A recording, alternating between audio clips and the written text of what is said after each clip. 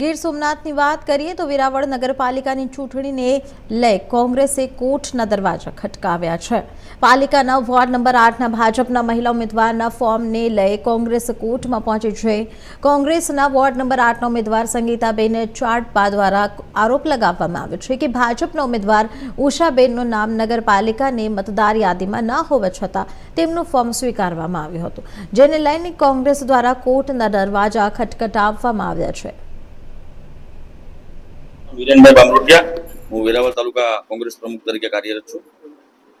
શું કહેશો આપના ઉમેદવારની જે ફોર્મ રદ કરવાનું હતું ભાજપના ઉમેદવારનું જે સતી હતી આરો દ્વારા તે રદ કરવામાં ન થાય તેમને 4 કલાકનો વધુ સમય જે નિયમના વિરુદ્ધ છે તે આપવામાં આવ્યો, છતાં પણ તેમનું ફોર્મ છે ગ્રાહ્ય રાખીને એમને ઇલેક્શન લડાવવામાં આવી। શું છે તે બાબતે તથ્ય? 2026ની જે સ્થાનિક સ્વરાજ્યની ચૂંટણીઓ છે એમાં તમે જોયું હશે કે સમગ્ર ગુજરાતની અંદર ભારતીય જનતા પાર્ટી દ્વારા અને સત્તા પક્ષ દ્વારા એન પ્રકારે લોકોને ડરાવી ધમકાવી અને ઉમેદવારી પરત ખેંચાવી, કોઈના ફોર્મ રિજેક્ટ કરવા વિપક્ષના, અને સુપ્રીમ કોર્ટે પણ એનું સંજ્ઞાન લીધું છે।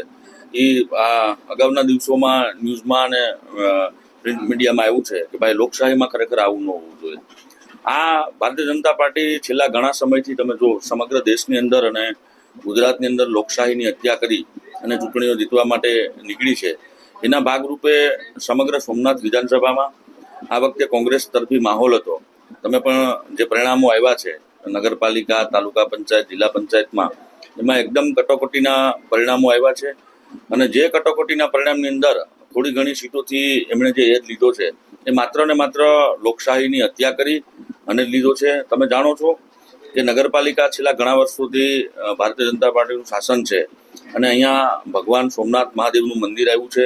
સમગ્ર વિશ્વ અને દેશમાંથી જ્યારે યાત્રાળુઓ અહીં આવતા હોય તો સુવિધાના નામે અને વ્યવસ્થાના નામે નગરપાલિકાની અંદર 0 પ્રકારની કામગીરી છે। એટલે સમગ્ર વેરાવળ, પાટણ અને ભીડિયા શહેરની જનતા ભારતીય જનતા પાર્ટી અને એમના શાસનથી ત્રાહિમામ હતી।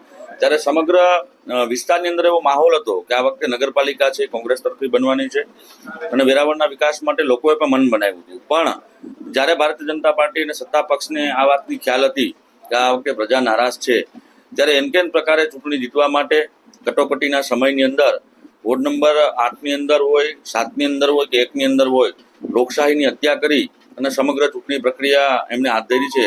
ત્યારે જે 8 નંબરનો બનાવ છે એમની અંદર જે ચૂંટણી પંચની ગાઈડલાઈન છે એ મુજબ જે બેને ભારતીય જનતા પાર્ટીમાંથી ઉમેદવારી કરી છે, વાસ્તવિક તપાસ કરતા ખુદ એમના અધિકારીએ સ્વીકાર્યું છે કે મામલતદાર કક્ષાના અધિકારી પાસે અમે જે માહિતી માંગી અને મામલતદાર રડવા માંડ્યા કે ભાઈ આ મારી ભૂલ છે, મને પ્રેશરથી કરાવવામાં આવ્યું અને એ બેનનું નામ એડ કરી અને એમને ચૂંટણી લડવામાં આવી। અને જે તે સમયે જ્યારે આ બેનની ઉમેદવારી કરવામાં આવી ત્યારે અમે પણ પાર્ટી તરફથી અમારા બેન ઉમેદવાર સંગીતાબેન છે એમણે, ધારાસભ્યશ્રી અને અમે જે સંગઠનના માણસો અને અમારા પ્રદેશ નેતૃત્વએ પણ ચૂંટણી પંચને, રાજ્ય ચૂંટણી પંચને પણ રજૂઆત કરી। અમે પ્રાંત અધિકારી શ્રી આરો તરીકે કામ કરતા એમને પણ રજૂઆત કરી અને મામલતદારશ્રીને પણ રજૂઆત કરી અને કાયદા મુજબ ખરેખર એ બેનનું ફોર્મ રદ થવું જોઈએ, પણ એન પ્રકારે એનું ફોર્મ માન્ય ગણવામાં આવ્યું। નિયમ વિરુદ્ધ એને તમે કીધું એમ 4 કલાકનો સમય આપી અને ઇલેક્શનમાં મૂક્યા છે। પણ અમે જે આ લડાઈ છે શરૂ રાખવાના છે।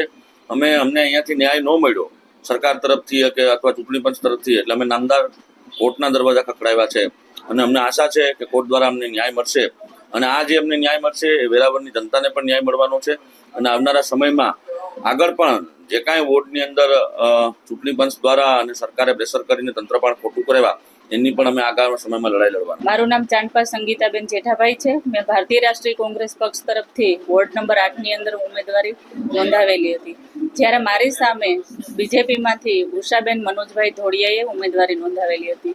અમે 11 તારીખે જ્યારે ફોર્મ રજૂ કર્યું ત્યારે મળતી માહિતી મુજબ એ બેનનું વેરાવળ પાટણ સંયુક્ત નગરપાલિકાની મતદાર યાદીમાં એમનું નામ ન હતું, તેમ છતાં પણ આ બેનનું ફોર્મ છે તે આરો સાહેબે સ્વીકારેલું છે। આ બાબતે તમે ક્યાં ફરિયાદ કરી છે, કેટલા દિવસ પહેલા કરી છે? આ બાબતે ફરિયાદ અમે 11 તારીખે મેં આરો સાહેબને લેખિત રજૂઆત કરી અને એ બેનનું ફોર્મ રદ કરવાની અમે માંગણી કરેલી છે। અને 11 તારીખની અંદર વડોદરાની અંદર પણ રાજેન્દ્રભાઈ બારોટનું એમણે કોંગ્રેસ પક્ષ તરફથી ફોર્મ ભરેલું, પણ એમની નગરપાલિકાની અંદર એ ભાઈનું નામ ન હોવાથી એમનું ફોર્મ રદ થયેલું છે. તો વડોદરાની અંદર કાયદો લાગુ પડે છે તો સોમનાથની અંદર કેમ નહીં? અને અમે 11 તારીખે આરઓ સાહેબને લેખિત રજૂઆત કરેલી છે, 12 તારીખે મેં નગરપાલિકામાં લેખિત રજૂઆત કરેલી છે, 13 તારીખે ફરી પાછી અમે ચૂંટણી અધિકારીને ડેપ્યુટી કલેક્ટરમાં રજૂઆત કરેલી છે અને 14 તારીખે ગુજરાત પ્રદેશ સમિતિ અમારા અમિતભાઈ ચાવડા તરફથી રાજ્ય આયોગની અંદર પણ માહિતી માંગેલી છે અને ફરિયાદ કરેલી છે. અમે આરઓ સાહેબને અને મામલતદાર સાહેબને રજૂઆત કરેલી, પણ અમારી રજૂઆત એ લોકોએ માન્ય ન રાખી અને આ બેનનું ફોર્મ છે એ મંજૂર કરવામાં આવેલું છે.